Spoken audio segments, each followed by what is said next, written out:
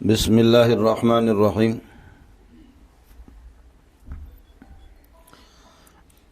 الحمد للہ الذی خلق اللوح والقلم وعلم الانسان ما لم يعلم، والصلاة والسلام على سیدنا ومولانا محمد الذي ارسل الى العرب والعجم وعلى آلہ واصحابہ الذین هم بحور العلم والحکم، صلی اللہ تعالی علیہ وسلم تسلیما کثیرا کثیرا۔ اما بعد فاعوذ باللہ من الشیطان الرجیم، بسم اللہ الرحمن الرحیم۔ وما محمد الا رسول قد خلت من قبلہ الرسل افإن مات او قتل انقلبتم على اعقابکم ومن ينقلب على عقبه فلن يضر الله شيئا وسيجزي الله الشاكرين۔ اللهم صل على محمد وعلى آل محمد كما صليت على إبراهيم وعلى آل إبراهيم إنك حميد مجيد۔ اللهم بارك على محمد وعلى آل محمد كما باركت على إبراهيم وعلى آل إبراهيم إنك حميد مجيد۔ معزز دوستوں، یہ جو دنیا ہے، عرب لوگ اس کو کہتے دنیا۔ دنیا کا معنی قریب کیا آتے ہیں، دنا یدنو دنوبن، دنیا بہت ہی قریب، بہت ہی قریب، بہت ہی قریب۔ دنیا کا معنی قریب، کہ دنیا کو دنیا اس لیے کہا جاتا ہے کہ وہ آخرت سے بہت ہی قریب ہے۔ 100 سال اگر دنیا میں آپ کو زندگی مل جائے تب بھی کچھ بھی نہیں، 1000 سال مل جائے تب بھی کچھ بھی نہیں۔ نوح علیہ السلام نے 950 برس تو تبلیغ کی، اور 1600 برس، بلکہ 1600 سے بھی زیادہ آپ نے عمر پائی۔ ابراہیم علیہ السلام نے بھی 800 سال عمر پائی۔ سابق امتوں کی عمریں لمبی ہوا کرتی تھیں۔ مسلم شریف کی حدیث یہ ہے کہ حضرت موسیٰ علیہ السلام کے روح قبضہ کرنے کے لیے حضرت ملک الموت علیہ السلام آ گئے، اور حضرت موسیٰ علیہ السلام جلالی تھے، تو حضرت نے فرمایا کہ موسیٰ علیہ السلام غصے میں آ کر کے اس کو تھپڑ رسید کی، اور حضرت ملک الموت علیہ السلام کی آنکھ نگل گئی، ففقع عینہ، اس کی آنکھ پھوڑ دی۔ آپ کہیں گے کہ ملک الموت کیسی کمزور مخلوق ہے، موسیٰ علیہ السلام کی تھپڑ سے اس کی آنکھ نکل جائے؟ ایک تو مسئلہ وہ اتنا کمزور، اور دوسرا یہ ہے کہ موسیٰ علیہ السلام جب خدا کا حکم ہے تو اس حکم کو کیوں نہیں مان رہے، اور موسیٰ علیہ السلام نے اس کو تھپڑ کیوں مارا؟ تو علماء نے لکھا کہ اس کی بنیادی وجہ یہ ہے کہ نبی کی روح کو حضرت ملک الموت حضرت اسرائیل علیہ السلام قبضہ نہیں کرتا، نبی سے مشورہ ہوتا ہے، ہر نبی سے مشورہ ہوتا ہے، چاہو تو دنیا میں رہو، چاہو تو ہمارے پاس آ جاؤ۔ نبی سے مشورے کے بعد اس کی روح کو قبضہ کیا جاتا ہے، اور حضرت ملک الموت علیہ السلام اسرائیل نے حضرت موسیٰ سے مشورہ نہیں کیا، مشورے کے بغیر حملہ کیا، تو موسیٰ علیہ السلام نے تھپڑ مارا۔ تھپڑ اس لیے مارا کہ اس نے حضرت ملک الموت علیہ السلام نے مشورہ ہی نہیں کیا، جبکہ ہر نبی سے مشورہ ہوتا ہے۔ پھر یہ کہ کیا فرشتہ اتنا کمزور ہے کہ اس کی آنکھ نکل گئی؟ تو جواب اس کا یہ کہ تھپڑ مارنے والا مولی شاہد نہیں تھا، موسیٰ علیہ السلام تھا۔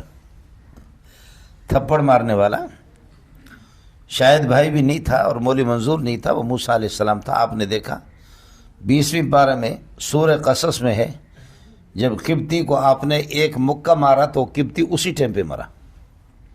فوقظہ موسیٰ فقضى علیہ، موسیٰ علیہ السلام نے جمع کر کے انگلیوں کو، وقظ اس کو کہتے، خوب انگلیوں کو جمایا، پکا سا مکہ، اس کو مارا۔ تو قرآن کہتے ہیں کہ نہ آدھا گھنٹہ زندہ رہا، نہ 15 منٹ، نہ 20 منٹ، اسی ٹائم پہ مرا وہ۔ فقض علیہ، فا اسی چیز کو بتاتا ہے، اسپتال پہنچانے کا وقت نہیں ملا اس کو۔ حضرت ملک الموت علیہ الصلوۃ والسلام کو جو آپ نے مارا، آنکھ نکال دی، فرشتے کو کوئی مار نہیں سکتا، لیکن فرشتہ اپنے اصلی شکل میں آ جائے۔ یہاں چونکہ انسانی شکل میں حضرت ملک الموت آ گئے تھے، تو انسانی شکل میں جب جن آئے گا تو جن کو بھی نقصان ہوگا، اور ویسے جن کو آپ مار نہیں سکتے، پکڑ نہیں سکتے جنات کو، لیکن جنات جب اپنے اصلی شکل کو چھوڑ کر کے انسان کی شکل میں آئیں گے تو پھر آپ اس کو پکڑ سکتے ہیں۔ حضرت عمر نے پکڑا ہے، ابو ہریرہ نے پکڑا، خود رسول پاک صلی اللہ علیہ وسلم نے بھی جنات کو پکڑا ہے۔ بخاری میں روایت ہے، ان عفریتا تفلت علی البارحۃ لیقطع علی صلاتی فامکننی اللہ منہ فاخذته فاردت ان اربطہ بساریۃ من سوار المسجد، کہ ایک سرکش جن مجھ پر حملہ کیا نماز کی حالت میں نے محمد نے اس کو پکڑ لیا۔ فاردت ان اربطہ بساریۃ من سوار المسجد، جی چاہ رہا تھا مسجد نبوی کی پلر کے ساتھ اس کو باندھوں، صبح کو سارے کے سارے دیکھ لو، لیکن پھر میں نے کہا کہ جنات پر میرے بھائی سلیمان علیہ السلام نے حکومت کی ہے، میں صبح اگر لوگوں کو اس کو دکھاؤں گا تو لوگ کہیں گے سلیمان کی خصوصیت تو نہیں رہی، ہمارا سرکار محمد نے بھی جنات پر حکومت کی ہے، نبی نے اس کو پکڑا ہے، اس لیے میرے سلیمان علیہ السلام کی شان میں کمی آئے گی، اس وجہ سے میں نے محمد نے ادب کی وجہ سے چھوڑ دی۔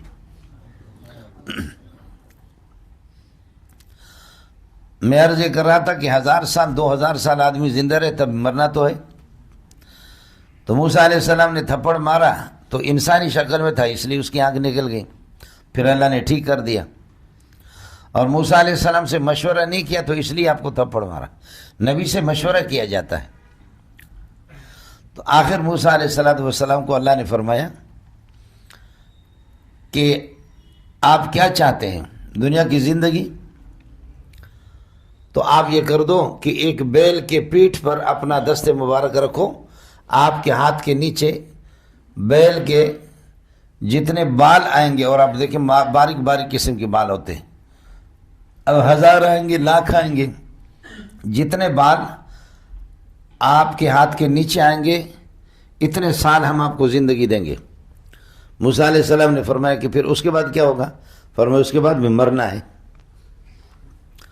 اس کے بعد بھی مرنا ہے۔ فرمایا کہ جب مرنا ہے تو پھر ابھی سے میری روح کو قبضہ کرو، مرنا ہے تو ابھی سے، لیکن میری ایک درخواست ہے، وہ یہ کہ 40 سال میں اور میرے بھائی حضرت ہارون میدان تی کے اندر رہے، میرے آبا و اجداد کا جو ملک فلسطین ہے اس کو ہم جا نہیں سکے، بنی اسرائیل نے میری بات نہیں مانی، اس کو فتح نہیں کیا، مہربانی کرو، قوم کو آپ نے سزا دے دی کہ 40 سال وہ ادھر ذلیل ہو گئے، تو اے اللہ مجھے فلسطین سے ذرا قریب کر دو، بس اتنی مہربانی کر دو کہ میں ہوں تو میدان تی کے اندر، لیکن مجھے اتنا موقع دے دو کہ میں فلسطین قریب پہنچ کر کے اپنے آبا و اجداد کے ملک کے قریب، فلسطین میں داخل نہ ہو سکوں لیکن قریب تو پہنچ جاؤں۔ اس لیے کہ آپ پڑھتے رہتے فلسطین کے بارے میں، الذی بارکنا حولہ لنریہ من آیاتنا، مسجد اقصیٰ کے دائیں بائیں برکتیں برکتیں، انبیاء کی ایک بڑی تعداد، ہزاروں کی تعداد میں وہاں پر آئی ہے، تو اس کے قریب مجھے کر دو۔ فسألہ ان یدنیہ من الارض المقدسۃ، پاکیزہ زمین کے قریب مجھے کر دو، اللہ نے قریب کر دیا۔ پھر وہی موسیٰ علیہ السلام کا انتقال ہو گیا، اور ایک سرخ سا ٹیلہ ہے وہاں پر، چھوٹا سا پہاڑی ہے، ٹیلہ ہے، اس ٹیلے کے پاس موسیٰ علیہ السلام دفن ہے۔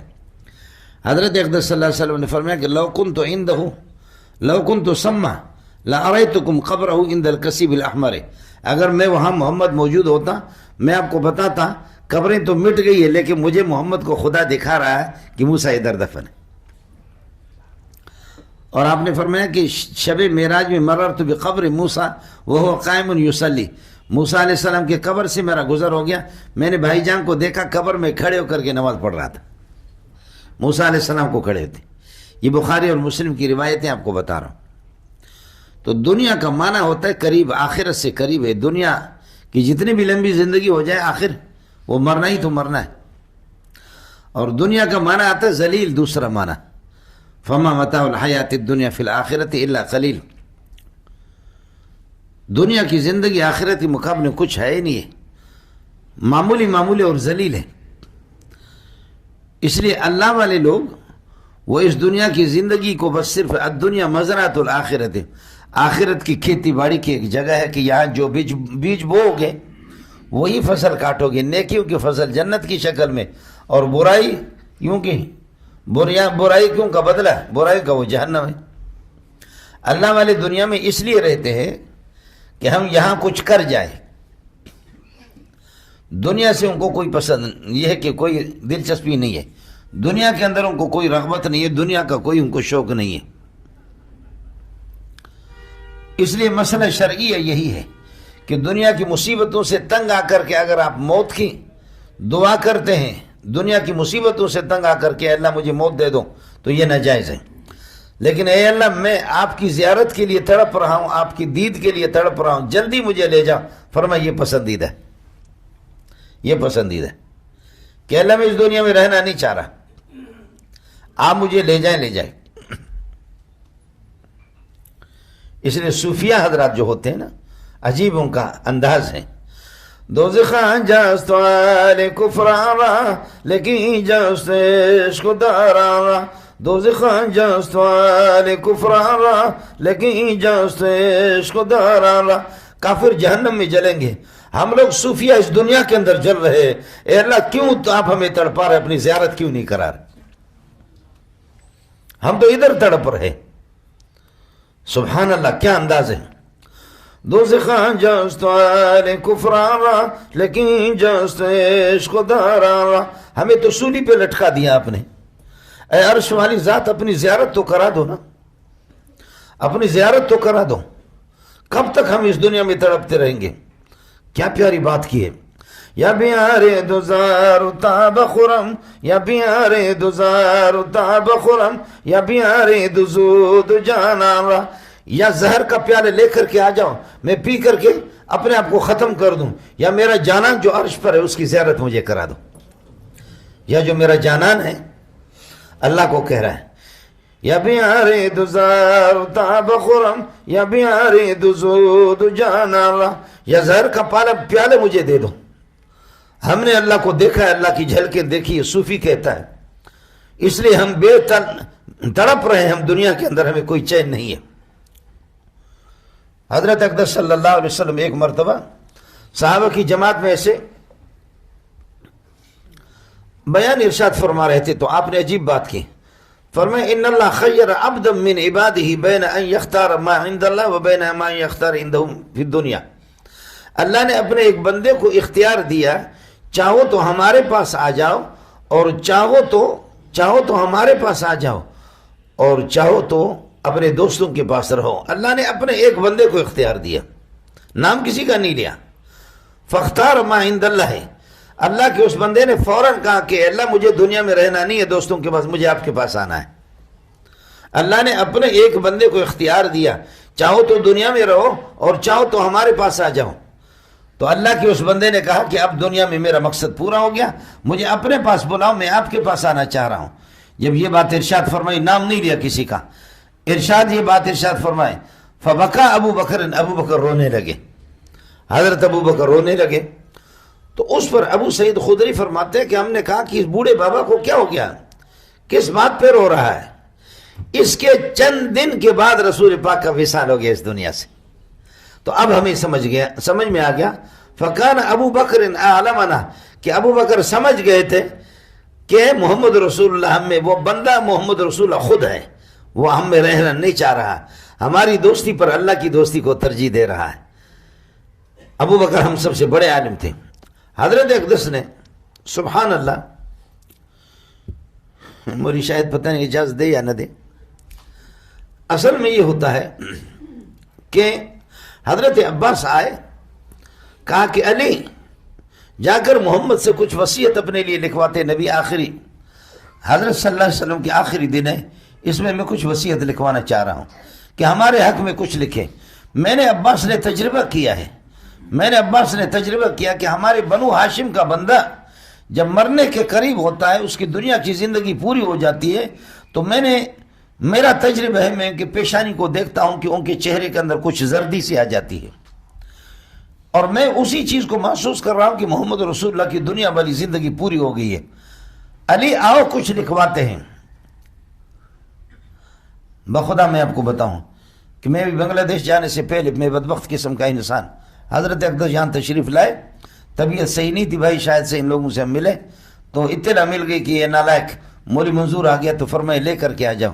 حضرت کی طبیعت صحیح نہیں تھی، لیکن بخدا مجھے اسی وقت انداز تھا کہ پیر مختار الدین ہمارے پاس نہیں رہ رہا، جائے گا اس دنیا سے۔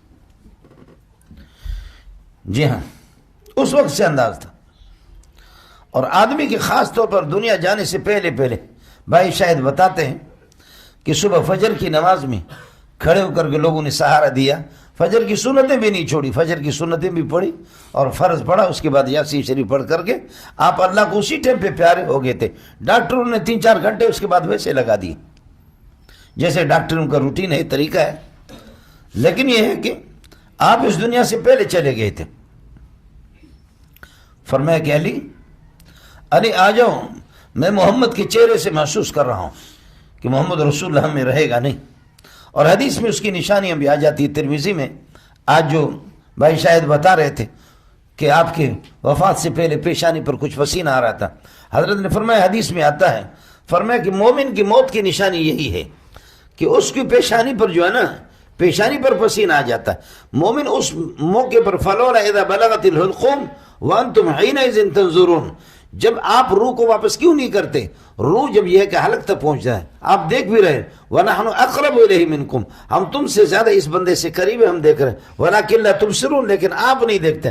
ہمیں اللہ کو پتہ ہوتا ہے، ہمارے فرشتوں کو پتہ ہوتا ہے کہ یہ بندہ اب جانے والا ہے، یہ بندہ اب اللہ کو بنا کر یہ کہ جانے والا۔ تو یہ نشانی ہوتی ہے کہ پیشانی پر یہ مومن فرشتوں کو دیکھ رہا ہوتا ہے کہ جنت کے فرشتے خاص طور پر اولیاء اللہ کو وہ بتاتے ہیں کہ بس دیکھ لے۔ اس لیے رسول پاک صلی اللہ علیہ وسلم کے ہاتھ میں آخر میں ایک برتن تھا، اور فرمایا کہ فَنَخَرَسَ يَدَهُ، ہاتھ آپ کے ڈھیلے پڑ گئے، وہ برتن آپ کے ہاتھ سے نیچے رہ گیا اور آپ اوپر دیکھ رہے تھے صلی اللہ علیہ وسلم۔ فرمایا اللہم فی الرفیق الاعلیٰ، اللہم فی الرفیق الاعلیٰ، اے اللہ رفیق اعلیٰ میں مجھے فرشتوں کے ساتھ، انبیاء کے ساتھ مجھے محمد کو ملا آخری ٹائم پہ۔ اس موقع پر مومن اپنی اس کو باقاعدہ لا کر کے جنت والی جگہ اس کو دکھائی جاتی ہے کہ یہ جنت میں آپ کا ٹھکانہ ہے۔ تو اس موقع پر حضرت نے فرمایا صلی اللہ علیہ وسلم نے کہ مومن کی پیشانی پہ پسینہ آ جاتا ہے۔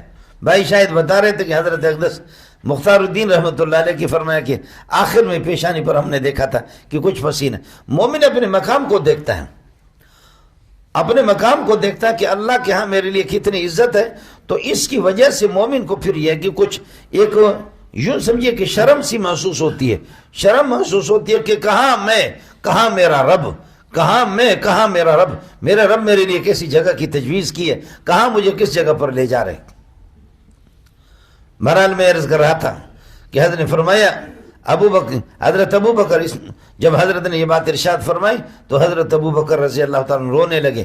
پھر رسول پاک صلی اللہ علیہ وسلم آخری دنوں میں 3-4 دن کے لیے گھر سے باہر نکلے نہیں، 3-4 دن کے لیے گھر سے باہر نکلے نہیں، اور شدید تکلیف تھی، اور ایک پٹی سی تھی جو سر مبارک پر تیل، زیتون کے تیل لگاتے، اس کے بعد اس پٹی سے اپنے سر مبارک کو باندھ دیا کرتے تھے، تو وہ پٹی بندھی ہوئی تھی سر مبارک پر، اور شدید تکلیف تھی صلی اللہ علیہ وسلم کو گھر میں۔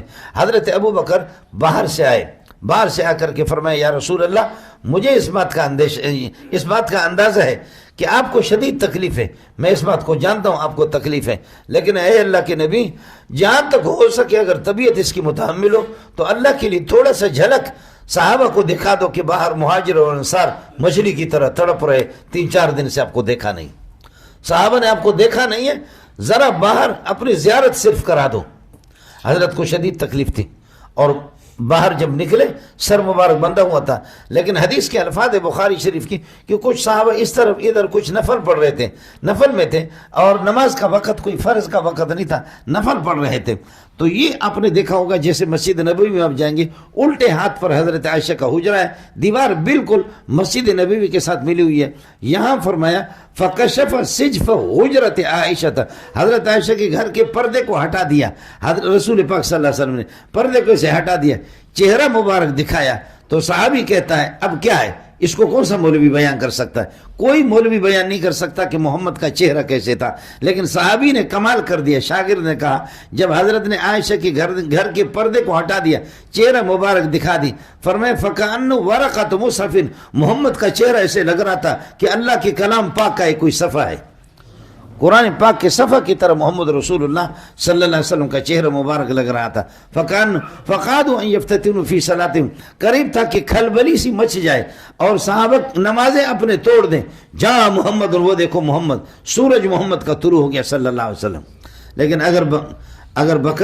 اگر زندگی بکس پائند بودے، اگر زندگی بکس پائند بودے، ابو القاسم محمد زندہ بودے، زندگی اگر یہ ہے کہ کسی کے پاس پائیدار ہوتی تو محمد رسول اللہ کے ساتھ بھی پائیدار ہو جاتی۔ لو کانت الدنیا تدوم لأحد لکان رسول اللہ فیہا مخلدا، اگر دنیا کی زندگی ہمیشہ والی ہوتی تو محمد رسول اللہ بھی اس دنیا کے اندر۔ آپ جائیں گے جہاں یہ مسجد نبوی، مسجد نبوی کے پیچھے جو جنت البقیع ہے، جنت البقیع کی 4 دیواری میں اب جو ظاہر قبریں پرانی قبروں میں سے زیادہ 60-70 قبریں آپ کو ملیں گی، ان کی معمولی نشانی۔ یہاں صرف اس 4 دیواری کے اندر 10,000 صحابہ دفن ہیں، اس 4 دیواری کے اندر 10,000 صحابہ دفن ہیں جو محمد رسول اللہ کی شاگرد ہیں، اور 10,000 میں سے 150 بندے وہ ہیں جو محمد رسول اللہ صلی اللہ علیہ وسلم نے خود اپنے دست مبارک سے قبر میں لحد میں ان کو رکھا۔ مدینہ والے لحد بناتے، ایسے بغلی قبر بناتے، جنازہ بھی حضرت نے خود پڑھائی ہے اور خود رسول پاک نے اپنے دست مبارک سے لحد کے اندر رکھا۔ اس لیے ہر صحابی کی یہ تمنا ہوتی تھی کہ اے اللہ ہمیں وہ دن نہ دکھائے کہ محمد ہماری نگاہوں سے غائب ہو جائے، ہم محمد رسول اللہ کی وصال کو نہ دیکھیں، بہتر یہ ہے اللہ ہمیں محمد سے پہلے ہماری روحوں کو قبضہ کر لیں، تاکہ ہم اگر یہ ہے کہ مرے تو ہمیں یہ سعادت حاصل ہو کہ محمد صلی اللہ علیہ وسلم ہماری نماز جنازہ پڑھا دیں۔ لیکن اب وہ صحابہ کہاں گے؟ آپ دیکھیں گے بدر میں دیکھیں گے 14-15 صحابہ، احد میں دیکھیں گے اللہ کا والا اس سے بڑی تعداد ہے۔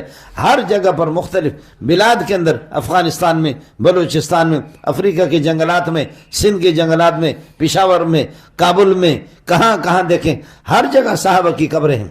یہ سارے کے سارے اتنی بڑی ہستیاں چلی گئیں۔ آخری دنوں میں اپنے وصال سے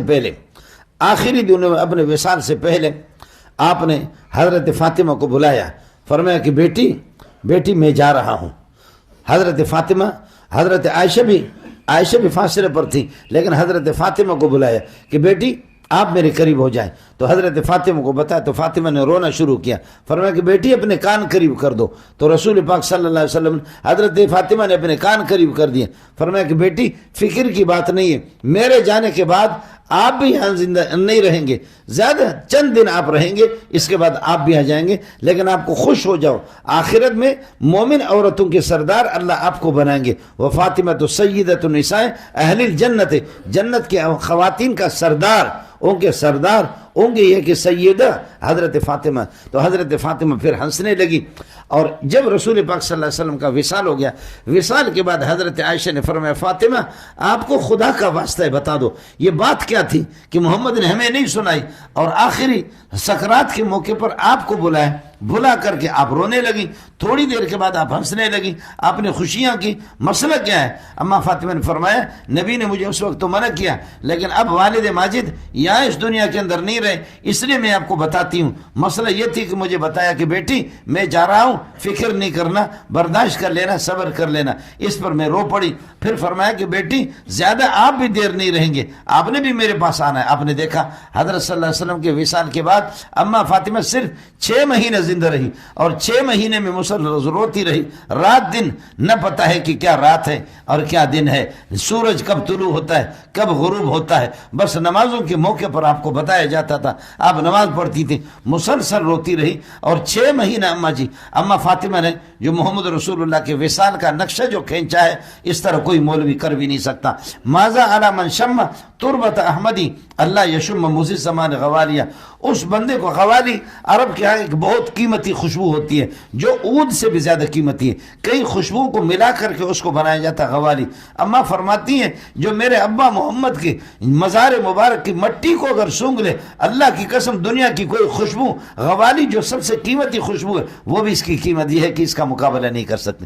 میرے ابا کی قبر کی مٹی کو اگر کوئی سونگھ لے تو وہ مٹی دنیا کے تمام خوشبوؤں سے بہتر ہے۔ پھر فرمایا کہ صبت علیہ مصائب لو انا صبت علی الایام سرنا لیالی، ابا جی کے جانے سے، محمد کے جانے سے ایسی مصیبتیں مجھ پر آ گئی ہے۔ اگر یہ مصیبتیں کسی روشن دن پر پڑ جاتی، کسی روشن دن پر اگر یہ مصیبتیں پڑ جاتی، وہ دن کی روشنی بھی ختم ہو جاتی، وہ بھی کالے پڑ جاتے، وہ بھی رات میں تبدیل ہو جاتا، لیکن میں فاطمہ محمد کی بیٹی اس کو برداشت کر رہی ہوں۔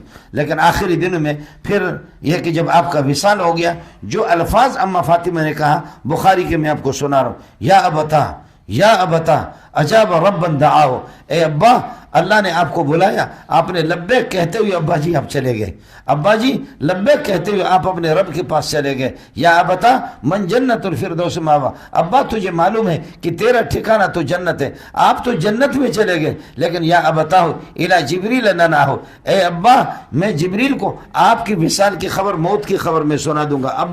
ابا پہلے جبریل آیا کرتے تھے، ابو بکر عمر صحابہ وہ جبریل کو آپ کی برکت کی وجہ سے دیکھا کرتے، جبریل مسجد نبوی میں آ کر کے گھٹنے ٹیک کر کے شاگرد کی طرح آپ کے سامنے 4 زانو 2 زانو ہو کر کے وہ بیٹھ جاتا تھا ادب کر کے۔ ابا آپ کے جانے کے بعد جبریل کو کون دیکھے گا؟ جبریل کس کے لیے آئے گا؟ کس مولوی کے لیے، کس بزرگ کے لیے آئے گا؟ نہ ابو بکر سے ملاقات کے لیے جبریل آئے گا، نہ عمر سے، نہ عثمان سے، نہ علی سے، کسی بھی صحابی سے، کسی بزرگ سے جبریل ملاقات کے لیے نہیں آئے گا ابا، اور آئے گا بھی تو جبریل اپنی شکل تو کسی کو نہیں دکھائے گا۔ ابا یہ آپ کی برکت ہے کہ مدینے والے جبریل کو بھی دیکھا کرتے، مدینہ والے جبریل کو، لیکن اے ابا آپ چلے گئے، ابا آپ کے جانے کے بعد آپ کے دوست کو جبریل کو میں خبر دوں گی کہ اے جبریل جس کے پاس تو آیا کرتا تھا وہ چلا گیا، وہ ادھر نہیں رہا۔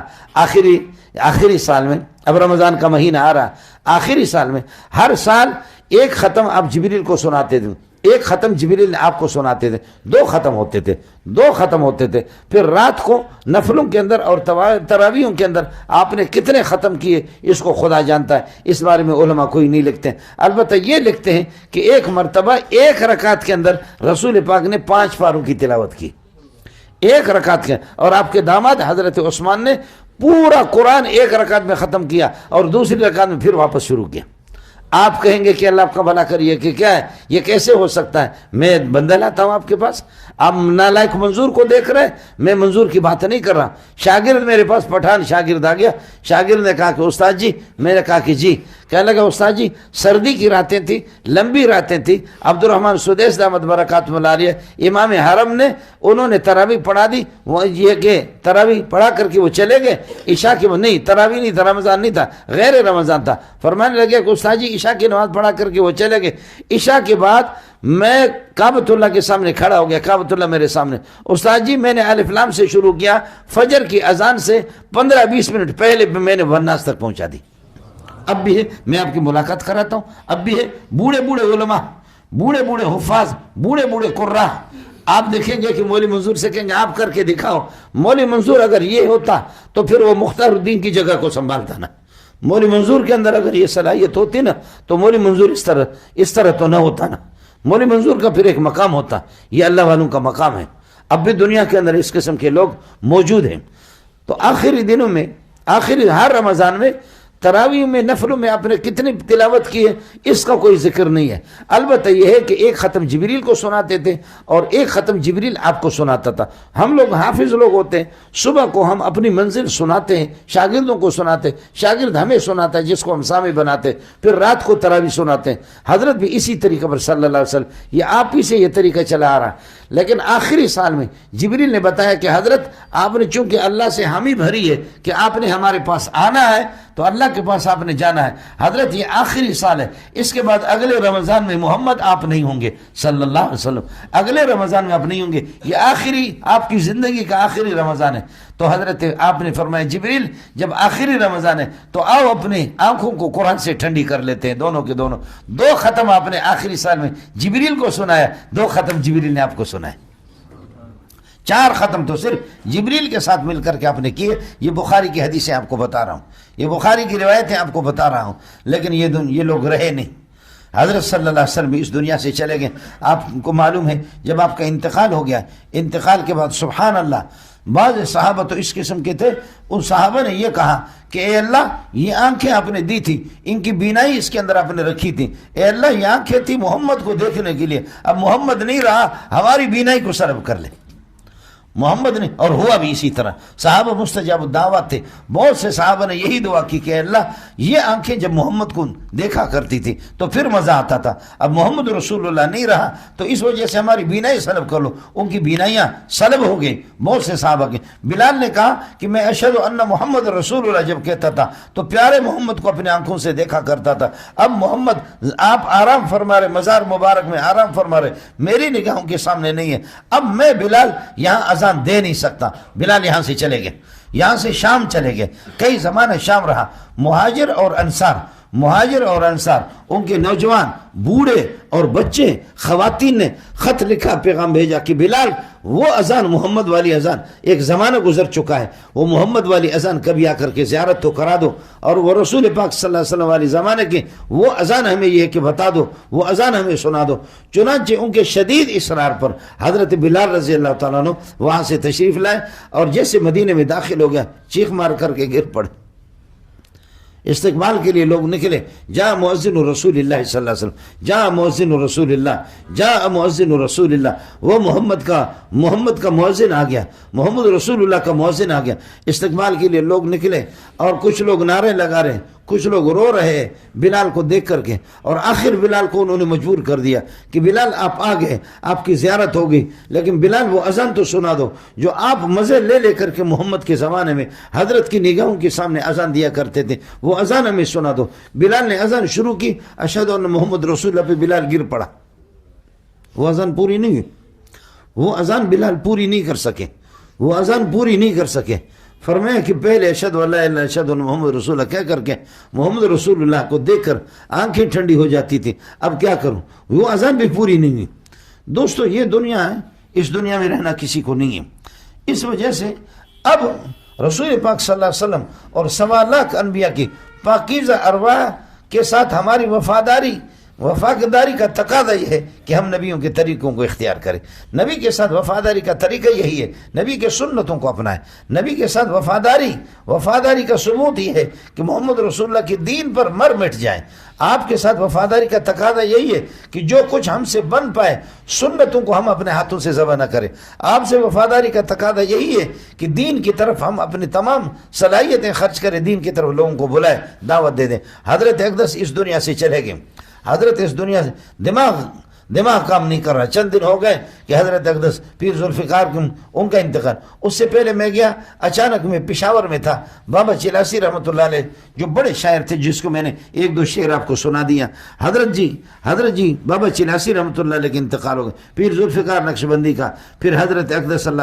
یہ ہمارے اکابرین، یہ بزرگ حضرت اقدس اللہ کا مفتی محمود ہو، مفتی محمد شفیع ہو، اور حافظ الحدیث عبداللہ درخواستی بھی ہو، غلام غوث ہزاروی رحمۃ اللہ علیہ، امام اہل سنت مولانا سرفراز خان ہو، خواجہ خان محمد کندیاں خواجہ خان محمد رحمۃ اللہ علیہ، حضرت ہمارے شیخ الحدیث مولانا سلیم اللہ خان صاحب. مجھے یاد ہے فرمانے لگے کہ وہاں آپ کندیاں جا کر کے حضرت کے پاس 10 دن رہے، واپس آیا.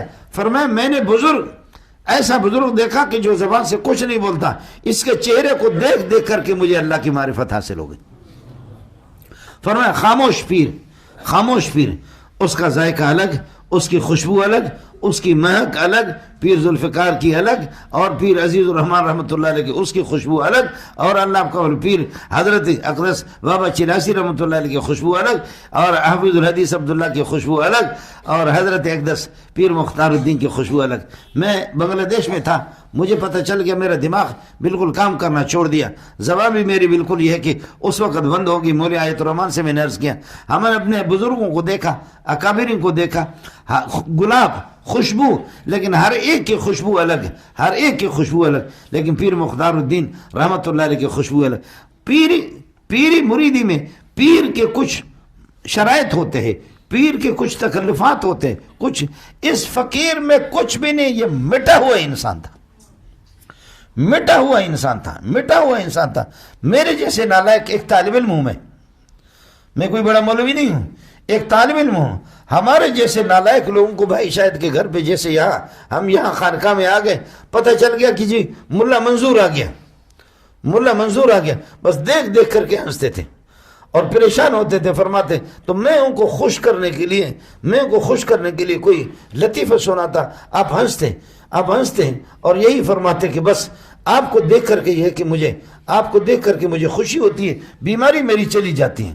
لیکن میں عرض کروں کہ ہم تو طالب علم ہیں، حضرت کی صرف جو خلفاء خلفاء حضرت کے جو بڑے بڑے علماء، شیخ الحدیث، شیخ التفسیر اور بڑے بڑے بزرگ اور اولیاء اللہ، آپ کے خلفاء کی تعداد، عام لوگوں کی بات نہیں کر رہا، جو آپ کے خلفاء ہیں وہ 1000 کے لگ بھگ 900 سے زیادہ ہیں، بڑے بڑے خلفاء، جو حضرت کے جو بڑے بڑے خلفاء ہیں وہ بھی میں عرض کر رہا ہوں کہ 900 سے زائدوں کے بڑے خلفاء، باقی عام اللہ کا بھلا کرے مریدوں کی تعداد اور عام لوگوں کی تعداد، عام آپ سے استفادہ کرنے والے وہ ہزاروں میں نہیں ہیں، وہ لاکھوں میں ہیں۔ لیکن اب چونکہ نظام اس قسم کا ہے، یہ جو آسمان ہے نا، آسمان کو عرب لوگ کہتے ہیں سما، اس کا معنی بلند، یہ کہتے ہیں کہ مجھ سے بڑا بلند کوئی نہیں ہے، جتنے بھی بلند آئے ہیں سب کو میں نے زمین میں دبایا ہے۔ یہ آسمان جو ہے نا، اس کا معنی بلندی بھی ہے، اس کا معنی تکبر غرور بھی ہے۔ یہ آسمان کہتے ہیں کہ میں نے لاکھوں کو زمین میں دبایا ہے، مجھ سے اونچا کوئی بھی نہیں ہے، مجھ سے کوئی اونچا نہیں ہے۔ اور زمین کو کہتے ہیں عرض کا معنی نگل جانا۔ یہ زمین کہتی ہے کہ میں کروڑوں اربوں کھربوں انسانوں کو نگل چکی ہوں، میں نے انبیاء کو بھی اپنے آغوش میں لی ہے، میں تو کسی کو چھوڑوں گی نہیں۔ یہ زمین بھی اسے، یہ زمین کھا گئی آسمان کیسے، اس لیے عرض کہتے ہیں۔ عرض کا معنی لقمے کو چبا کر کے پھر نگل جانا، لقمے کو حلق سے پار کر دینا، اس کو عرض کہتے ہیں۔ زمین کہتی ہے کہ آپ انشاءاللہ مجھے نہیں کھائیں گے، میں آپ کو کھاؤں گی، آپ مجھے نہیں کھائیں گے میں آپ کو کھاؤں گی۔ یہ زمین اپنی جگہ پر ہے، اور یہ بڑے بڑے سلاطین، جبابرہ، فراعنہ، نماردہ، نمرود، فرعون، قارون، حامان، ان کو بھی نگل گئی۔ اور یہ زمین اللہ آپ کا بھلا کرے اپنے آغوش رحمت کے اندر انبیاء کو بھی لے چکی ہے، اور نبی جب اس پر آتا ہے تو زمین کبھی رقص کرتی ہے، نبی کو جب دیکھ کر کے زمین کبھی رقص کرتی ہے خوشی کے مارے، اپنے خوشی پر کنٹرول نہیں کرتی، اور زمین کو دیکھ کر پہاڑ کبھی رقص کرتا ہے، اور آپ صلی اللہ علیہ وسلم کو دیکھ کر کے ایسے ہلنے لگا۔ آپ نے فرمایا اسبت یا سبیر فإنما علیک نبی و صدیق و شہیدان، اے سبیر پہاڑ صبر کر، تیری خوشی میں میں محمد بھی خوش ہوں، آپ کی خوشی میں میں محمد بھی خوش ہوں، کر خوشی لیکن کنٹرول کر لے۔ آپ کو پتہ نہیں کہ کون آیا، محمد آیا ہے، ابو بکر بھی آیا، صدیق بھی آیا، شہیدان 2 شہید آئے، عثمان بھی شہید ہوگا، اب زندہ تھا، اور عمر بھی شہید ہوگا، 2 شہیدیں نے۔ عمر عثمان کو دیکھ رہا ہے، عثمان عمر کو دیکھ رہا ہے کہ ابو بکر کو تو کہا فإنما علیک نبی، فإنما علیک ابو نبی، ایک نبی آپ کے پاس اپنے بارے، اور فرمایا وہ صدیق کا میرے بارے میں، اور آپ کے بارے میں کہا شہیدان، یہ 2 شہید ہے۔ عثمان یقین کر لیں میں بھی رہوں گا نہیں، میں بھی شہید ہو جاؤں گا، اور آپ بھی۔ عثمان فسيكفيكهم اللہ وہ سمیع العلیم۔ قرآن کی تلاوت کرتے ہوئے اس آیت پر عثمان کا خون گرا، اور عمر کا آپ نے دیکھا محراب کے اندر فجر کی نماز پڑھا رہے تھے، بخاری میں ذکر ہے۔ عمر اسی طرح، نبی کی بات اسی طرح ہوگی، لیکن ان کو دیکھ کر کے سبیر پہاڑ ہلنے لگا، حرکت کرنے لگا کہ میں خوش کہ میرے پاس مہمان کون آئے، محمد آیا ہے، اور اس کے 3 شاگرد آئے، صدیق اکبر بھی آیا، اور عمر بھی آیا، اور عثمان بھی آیا۔ اسوۃ یا سبیل فإنما علیک نبی و صدیق و شہیدان۔ امام آلوسی رحمۃ اللہ ایک بات کیا نقل کیا کہ یہی احد کے قریب کہیں گزر رہے تھے تو ایک پتھر سے آواز آ گئی، بڑا سا چٹان تھا، اس پتھر سے آواز، السلام علیک ایھا النبی، السلام علیک ایھا النبی، بڑی پیاری آواز تھی۔ حضرت ابو بکر نے فرمایا کہ یہ کس کی آواز ہے، حیران ہو گئے، ایسی پیاری آواز تھی۔ تو رسول پاک مسکرا کر کے فرمایا وہ جو چٹان دیکھ رہے ہو پتھر کہا، فرمایا کہ ھذا حجر یعرفنی وانا اعرفہ، وہ پتھر میرا دوست ہے، وہ مجھے جانتا ہے، میں محمد اس کو، اب مجھے دیکھا یسلم علیہ، مجھے سلام بھیج رہا، میں محمد اس کو جواب دے رہا ہوں، وہ مجھے سلام بھیج رہا ہے، میں محمد رسول اللہ اس کو جواب دے رہا ہوں۔ یہ بادل آپ کے عاشق انگلی پہ اشارہ کرے بادلوں کو ادھر جاؤ، ادھر جاؤ، ہماری مدینہ والوں کی ضرورت پوری ہوگی، ادھر جاؤ، پہاڑوں پر جاؤ، وادیوں پر جاؤ، ندیوں پہ جاؤ، ادھر قحط سالی، ادھر جاؤ، ہماری مدینہ والوں کی ضرورت پوری ہوگی، ہماری ضرورت پوری ہوگی، ہماری ضرورت پوری ہوگی۔ حضرت انس کہتے ہیں خدا کی قسم جیسے انگلی مبارک کا اشارہ ہوتا تھا بادلیں اسی طرف دوڑ لگاتی تھی۔ اس لیے جب بادلیں وہ محمد کے اشارے پر دوڑ لگائیں، درخت بھی آپ پر دوڑ لگائیں، پہاڑ بھی آپ پر دوڑ لگائیں، اور پتھر بھی آپ کو سلام بھیجے، تو پھر یہ ہے کہ مجھے اور آپ کو بھی محمد کو سلام بھیجنا ہوگا، ہم بھی محمد کو سلام بھیجیں گے۔ اور جب محمد کا اشارہ ہوگا، جس طرح پتھر دوڑتے ہیں، بادلیں دوڑتے ہیں آپ کے اشارے کے مطابق، اس طرح ہمیں بھی دوڑ لگانا ہوگا۔ اور مجھے اور آپ کو اشارہ کہاں کیا؟ ذالک الکتاب سے لے کر کے والناس تک، یہ پورا خدا کا حکم ہے، یہ اللہ کے احکام ہے۔ اور بخاری، مسلم، ترمذی، نسائی، ابو داؤد، ابن ماجہ حدیث کی کتابیں، ہمارے بزرگوں کی زندگیاں اور ان کے اعمال، یہ سب محمد کے اشارے ہیں۔ اس لیے بزرگوں کے اشارے کے مطابق بھی آپ کو دوڑ لگانا ہوگا، بخاری پہ دوڑ لگانا ہوگا، ترمذی، نسائی، ابو داؤد، ابن ماجہ پر دوڑ لگانا ہوگا، قرآن کے احکام پر آپ کو دوڑ لگانا ہوگا۔ بس یہی کامیابی کا راز ہے۔ ظاہر ہے کہ اب حضرت کے لیے ہم دعائیں کریں گے، اور حضرت اقدس کے ساتھ، اس کے روح کے ساتھ وفاداری کا تقاضا یہی ہوگا کہ حضرت کے لیے دعا کریں، قرآن خوانی کریں۔ اور جو آپ کا مشن تھا، باوجود بیماری اور علالت اور بیماری میں، آپ نے پھر بھی یہ کہ ہمت نہیں ہاری، آپ نے ہمت نہیں ہاری۔ آج بھائی شاید بتا رہے تھے، ہم نے پچھلے سال حضرت سے اپنے مدرسے میں، ہمارا مدرسے شہر سے باہر ہے، ایک دیہات ہے، حضرت سے میں نے عرض کیا تھا کہ حضرت اللہ کے لیے آپ ہمارے یہاں تشریف لائیں گے تو ہماری سعادت ہوگی۔ مولانا فضل الرحمان بھی تشریف لائے، آپ بھی تشریف لائے، تو بتا رہے ساتھیوں کو بتایا کہ میں طبیعت میری صحیح نہیں ہے، لیکن مولوی منظور نے بتایا ہمیں جانا۔ ارے منظور کون ہے؟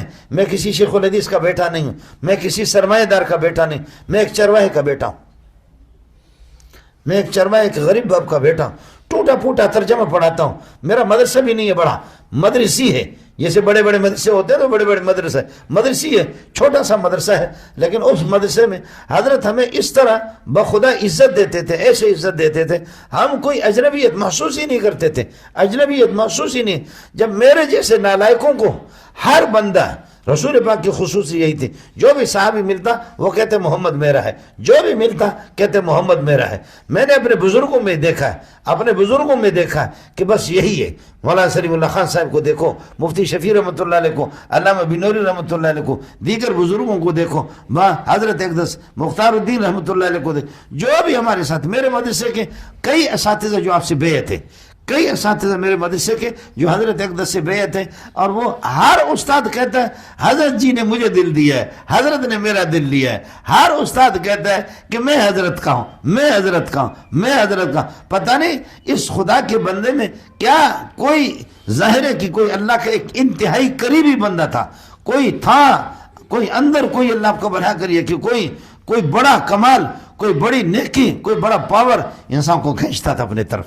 لیکن ظاہر ہے کہ آج ان محبتوں کا تقاضا یہی ہے کہ ہم آپ کے مشن کو جاری رکھیں، اور جیسے کہ حضرت اقدس کے خلفاء بھی ہیں الحمدللہ، یہاں شاہد صاحب ہیں، دیگر حضرات ہیں، علماء ہیں، بہت سے علماء ادھر میں اس وقت دیکھ نہیں رہا ہوں، کراچی کے بڑے بڑے شیخ الحدیث ہیں، محتممین حضرات ہیں، شیخ الحدیث اور محتممین، وہ حضرت سے بیعت ہیں۔ حضرت کی زندگی اور حضرت کی یہ کہ زندگی کی تفصیلات ان حضرات کو یہ ہے کہ معلوم ہے۔ بھائی شاہد صاحب، میں نالائق آپ کو کیا بتاؤں، میں آپ کو کیا بتاؤں، میں کیا بتاؤں، بس میں ٹوٹا پھوٹا ترجمہ پڑھاتا ہوں، میں اسی میں مصروف ہوتا ہوں۔ حضرت پیر مولانا نور محمد نقشبندی رحمۃ اللہ علیہ، مولانا حافظ نور محمد نقشبندی رحمۃ اللہ علیہ، میں لوگ علماء جاتے بیعت کرتے، میں جا کر کے مولانا آیت الرحمٰن کو لے کر کے گیا، میں نے کہا حضرت میں بیعت اس شرط پہ کرتا ہوں کہ میں آپ کی مجلس میں نہیں ہوں گا۔ دیکھا اس قسم کے آپ نے مرید دیکھا؟ میں نے کہا کہ حضرت آپ سے اس شرط پہ بیعت کرتا ہوں کہ میں آپ کے پاس آؤں گا نہیں، میں نہیں آؤں گا، چونکہ میں سبق پڑھاتا ہوں، بخاری مسلم ترمذی میرے اسواق ہوتے ہیں، تو میں اتوار کو آپ کی مجلس ہوتی ہے، میرے پاس ٹائم نہیں ہے، میں رات دن پڑھاتا ہوں، میں نہیں آؤں گا۔ کہنے لگے بالکل آپ کو اجازت ہے۔ میں نے کہا دوسرا مسئلہ ہے کہ حضرت میں آ رہا ہوں، آ جاؤں گا، کبھی اگر آ گیا تو مجھ سے تقریر نہیں کروائیں گے آپ، میں بیان نہیں کروں گا، مجھے اس طریقے پر۔ تیسری شرط یہ ہے کہ میں آ جاؤں گا، مجھ سے نماز نہیں پڑھوائیں گے، اب تو میرا گلا بیٹھ گیا، ورنہ میرے غضب کی آواز ہے، ہمارے بلوچوں کی آوازیں اچھی ہوتی ہے، سمجھے؟ اب تو گلا میرا بیٹھ گیا، لیکن یہ کہ بہت زبردست آواز ہے، تو جدھر میں جاتا لوگ نمازوں میں آگے کرتے، تو میں نے کہا حضرت میں آؤں گا، بیان بھی نہیں کروں گا، اور پھر اللہ کو بنا کریے کہ کیا آپ کے مجلس میں کبھی کبھار اگر آ گیا فرصت مل گئی، اور پھر یہ کہ میں بیان بھی نہیں کروں گا، نمازیں بھی نہیں پڑھوں گا، پیچھے کسی کی نماز پڑھوں گا، اور پھر یہ ہے کہ حضرت میں بیعت آپ سے اس شرط پہ کرتا ہوں کہ آپ کسی کو نہیں بتائیں گے، میں بھی نہیں بتاؤں گا، آپ بھی کسی کو نہیں بتائیں گے، میں بھی نہیں بتاؤں گا، یہ 4 شرطیں ہوں گی۔ 5ویں شرط یہ میرے لیے دعا کر لینا کہ اللہ تعالیٰ اس دنیا سے جاتے ہوئے جنت دے یا نہ دے، اللہ کلمہ نصیب کرے، بس یہی دعا کر لینا، کلمہ نصیب۔ حضرت اقدس سے جب بھی ملے، پیر مختار الدین رحمۃ اللہ علیہ سے کئی مجلسوں میں ملا، کہتے مولی منظور دعا کرو اللہ کلمہ نصیب کرے، دعا کرو اللہ کلمہ نصیب کرے۔ آپ لوگوں نے بہت استفادہ کیا، آپ نے بہت کچھ حاصل کیا، ہمارے مدرسے کے اساتذہ نے بہت کچھ انہوں نے حاصل کیا، ان کے خلفاء میں نے عرض کیا کہ 900 سے زائد تو شاید میرے علم کے مطابق 900 سے، اور آپ کو عجیب بات بتاؤں، شاید یہ کسی کا ریکارڈ بھی نہ ہو، 50 سال سے زائد بتا رہے لوگ کہ آپ نے تہجد کی نماز کبھی قضا نہیں کی۔ 50 سال ایک زندگی ہے، اس کا مطلب بالکل نوجوانی سے لے کر کے اس وقت سے لے کر کے تہجد کی جس کی نماز قضا نہ ہو، تو آپ کا کیا خیال ہے فرض کی نماز اس کی کیسی چھوٹے گی؟ فرض نماز اس سے کس طریقے پر رہ جائیں گے؟ اس لیے امام محی الدین ابن عربی رحمۃ اللہ علیہ فرماتے ہیں قرض فرض مرض، قرض فرض مرض، قرض آپ نے دینا ہے، نہیں دو گے تو تمہارے جنازہ محمد بھی نہیں پڑھے گا۔ جن لوگوں نے قرضہ لیا اس دنیا سے چلے گئے اور پیچھے کچھ ادائیگی کے لیے چھوڑا نہیں، نبی نے ان کی نماز جنازہ نہیں پڑھا۔ قرض کو چھوڑو نہیں، فرض کو چھوڑو نہیں، قرض نہیں چھوڑو، ورنہ محمد نماز جنازہ نہیں پڑھائے گا، اور کوئی اچھا مولوی ہوگا وہ تمہاری نماز جنازہ نہیں پڑھائے گا۔ لوگوں کے قرضے لے کر کے حقوق العباد اور فرض کو بھی نہیں چھوڑو، اللہ ناراض ہو جائے گا۔ مرض کو نہ چھوڑو، بیماری چھوٹی سی آ گئی علاج کراؤ، اس کو نہ چھوڑو۔ اگر بیماری کو چھوڑو گے چلتے چلتے جب وہ مضبوط جڑیں اس کی مضبوط ہو جائیں گے تو پھر اس کا علاج کرنا مشکل ہے۔ قرض فرض مرض، ابن عربی کہتا ہے کہ فرض تو آپ کو ویسے ہی پڑھنا ہے، لیکن اگر آپ چاہیں کہ اللہ کا قرب مجھے حاصل ہو، اگر مجھے اللہ کا قرب حاصل ہو تو اس کا واحد طریقہ یہ ہے کہ تہجد کا اہتمام کرو، تہجد کا اہتمام کرو، اس لیے کہ تہجد ایک سنتیں ہیں، نفل ہے، ایک نفل ہے، زائد چیز ہے، اس سے اللہ کا قرب آپ کو حاصل ہوگا کہ تیرے ذمہ پر ہے ہی نہیں، پھر بھی آپ اللہ کو گفٹ پیش کر رہے ہیں، پھر بھی آپ اپنی طرف سے اللہ کو گفٹ پیش کر رہے ہیں، یہ اللہ کا قرب آپ کو اسی سے حاصل ہوگا۔ 50 سال جس کی تہجد کی نماز نہ چھوٹی ہو، خدا جانے کہ اللہ کے ہاں اس کا کتنا بڑا مقام ہوگا اور اس کا کتنا بڑا رتبہ ہوگا، کیا مرتبہ اس کا ہوگا، یہ نالائق آپ کو بتا نہیں سکتا۔ میں عرض کر رہا ہوں کہ بس ہمارا حضرت کے ساتھ تعلق، اس تعلق کا تقاضا یہ ہے کہ آپ کا جو مشن تھا اور جو آپ کا مقصد تھا، اور اس مقصد کو، اس مشن کو لے کر کے ہم آگے بڑھیں گے، اور یہ ہے کہ اللہ یہ ہے کہ جس مقصد کے لیے آپ نے رات دن اپنی تمام تر صلاحیتیں آپ نے صرف کی، یہ ہے کہ اس کے ہم قدر کریں گے، تو انشاءاللہ اللہ تعالی ہمیں حضرت کی بھی زیارت کرائے گا، اور باقی اولیاء اللہ کرام، غوث ابدال، کتب، شہداء، صالحین، مفسرین، محدثین، ان کی بھی اللہ زیارت کرائیں گے، لیکن ان سے بڑھ کر کے جو سب کے سب جو محتاج تھے جس کی زیارت کا، وہ محمد ہے اور 1.25 لاکھ انبیاء ہے، اللہ ان کی بھی زیارت کرائے گا، اور اللہ اپنی ذات مقدسہ کی اپنی زیارت بھی، اپنے دیدار بھی آپ کو کرائیں گے، اور اللہ تعالیٰ اپنی تلاوت بھی آپ کو سنائیں گے، قرآن بھی آپ سنیں گے اللہ تعالیٰ سے، کیا ہی اس کا مزہ ہوگا، کیا ہی اس کا لطف ہوگا۔ پاک پروردگار ہم سب کو، آج ہم میں سے ہر بندہ، ہم حافظ مولانا زبیر جو حضرت کے صاحبزادے ہیں وہ قابل تعزیت نہیں ہے، ہم میں سے ہر بندہ قابل تعزیت ہے، ہم میں سے ہر ایک کو سینہ پہ زخم لگا ہوا، صرف شاہد صاحب کو نہیں لگا ہے، صرف یہاں جو حضرت کے بہت سے خلفاء ہوں گے اور بہت سے مریدین ہوں گے، صرف ان کا دل زخمی نہیں ہے، بخدا ہر بندہ، ہر ایمان والا بندہ، ہر خدا اور رسول کو دوست رکھنے والا، سنت کی پیروی کرنے والا ہر بندے کے سینے پہ زخم لگا ہوا ہے، لیکن ان للہ ما آتا ولہ ما اخذ وکل شیء عنده باجل مسمى، جو اللہ اپنی ملکیت، اللہ نے جو ہمیں دیا تھا، جو نعمت دی تھی وہ بھی اللہ کی تھی، اب اللہ لے گئے اپنی نعمت کو، بس ہمیں اس پر صبر کرنا، صابر سے بھی اللہ راضی ہے، شاکر سے بھی اللہ راضی ہے، صرف ہمارے لیے یہی ہے کہ ہم بس یہ ہے کہ اللہ آپ کا بھلا کریے کہ جو حضرت کے خلفاء ہے اور حضرت کا جو مشن ہے اس کو جاری رکھیں، اور حافظ زبیر صاحب، مولانا زبیر صاحب، دیگر حضرت کے بہت سے خلفاء ہیں، ان سے سلسلہ وہی ہے، یقیناً کمزوریاں ہیں، یقیناً کوتاہیاں ہیں، کیا ابو بکر محمد کے برابر کے ہیں؟ میرے ماں باپ پوری کائنات ابو بکر کے جوتے پہ قربان جائے، لیکن کیا ابو بکر محمد کے برابر کے؟ نہیں، لیکن اللہ نے رسول پاک کے جانے کے بعد کمزور ابو بکر سے بھی کام لیا۔ پھر کیا عمر ابو بکر کے برابر کے؟ نہیں، لیکن اللہ نے عمر سے بھی کام لے لیا۔ پھر کیا عثمان عمر کے برابر کے؟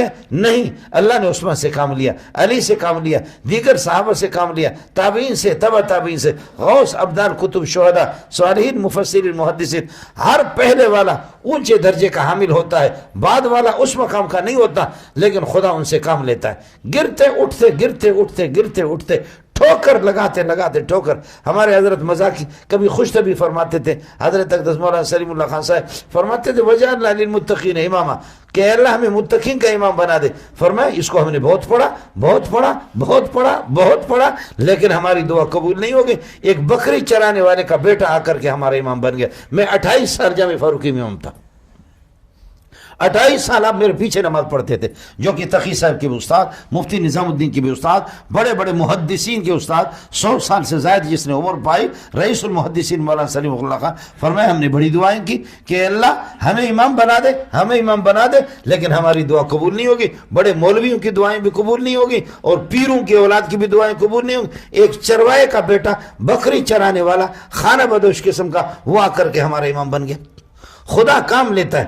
آج سلیم اللہ والا ہمارا رفتار نہیں ہے، مولانا بن نوری والا ہمارا رفتار نہیں ہے، مفتی محمود والا رفتار نہیں ہے، پیر مختار الدین رحمۃ اللہ علیہ والا رفتار ہمارا نہیں ہے۔ ہم گریں گے، اٹھیں گے، ہمیں ٹھوکر لگے گا، لیکن خدا ہمارے ان کمزور کندھوں سے بھی اللہ کام لے رہا ہے۔ اللہ اس کو بھی اللہ اپنی بارگاہ میں قبول فرمائے۔ ہم سب کے سب ان کی تمام تر صلاحیتیں، ان کی تمام تر بھاگ دوڑ اور ان کی کوششیں، یہ سب کچھ اللہ آپ کا بھلا کرے۔ رات دن ان کی پریشانی، اللہ کی رضا اور اللہ کی خوشنودی، محمد رسول اللہ کی پیروی، اور ہم بھی اسی کے محتاج ہیں۔ یہی چیز ہمیں آخرت کے اندر کام دے گی۔ میں کہہ بھی نہیں سکتا، نالائق قسم کا انسان ہوں، میرا دماغ بھی ساتھ نہیں دے رہا، زبان میں میرے ساتھ نہیں دے رہی ہیں۔ بھائی شاید نے پتہ نہیں، میں نے کہا کہ چلو اپنے اظہار غم کے لیے میں یہاں حاضری دے دوں۔ ابھی انہوں نے اچانک مجھے مغرب کے بعد ساتھیوں نے کہا کہ جی آپ کو بیان کرنا ہے۔ ہم کیا بیان کریں گے؟ بیان والا رہا نہیں، بیان تو اس کو کرنا۔ یہ کرسی اس کو جچتی تھی، اس کی سادگی، اس کی عاجزی، اس کی تواضع اور اس کی انکساری کو، یہ کرسیاں، یہ مجلسیں اللہ ذکر، یہ مجالس ان کو جچتی تھی۔ لیکن ہم تو ظاہر ہے کہ اللہ آپ کا بھلا کرے، وہ دل کہاں سے لائے؟ ٹھیک ہے، الفاظ والے مولوی ملیں گے آپ کو، تقریر والے مولوی ملیں گے آپ کو، لیکن وہ دل، مختار الدین والا دل، وہ سادہ دل، وہ عاجز دل، وہ انکساری دل، وہ دل کہاں سے ملے گا؟ وہ دل کسی کے پاس نہیں ہے۔ حضرت بن نوری رحمۃ اللہ علیہ کی تقریر کسی نے ترجمانی کی، حضرت بن نوری تقریر کر رہے تھے اور اس کی ترجمانی کسی نے کی، بنگالی میں ترجمانی کی، تو مولانا بن نوری رحمۃ اللہ رونے لگے، رو کر کے فرمانے لگے میرے مضمون کا، الفاظ کا ترجمہ تو یہ کرے گا، لیکن بن نوری کے دل کی ترجمانی نہیں کر سکتا۔ بن نوری کا دل جل رہا، میرے دل کی جو سوزش ہے اور وہ دل جو میرا جل رہا ہے، دل میرا جو چورا ہے، اس کو اس لیے صوفیہ کہتے ہیں سینہ شرح خام الفراق تابقویم شرح درد اشتیاق۔ ہمیں ایسا ٹوٹا ہوا سینہ چاہیے، ٹوٹا ہوا، یہ صوفیہ کا دل ٹوٹا ہوا ہوتا ہے، ریزہ ہوتا ہے اللہ کے عشق کے اندر۔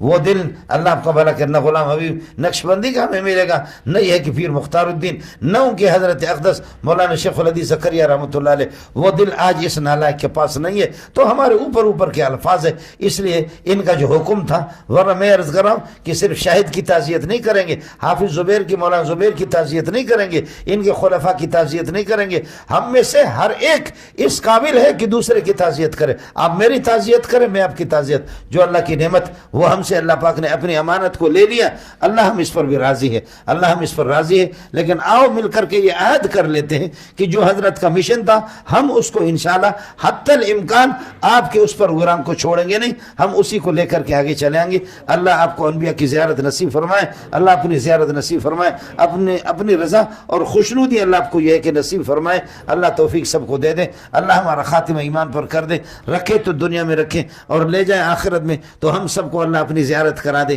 1.25 لاکھ انبیاء کی زیارت کرا دے، اور بابا پیر مختار الدین رحمۃ اللہ علیہ کی زیارت کرا دے، باقی اولیاء اللہ کی زیارت کرا دے۔ واقول قولی ھذا واستغفر اللہ لی ولکم ولسائر المسلمین فاستغفروہ انہ الغفور الرحیم، وآخر دعوانا الحمد للہ رب العالمین۔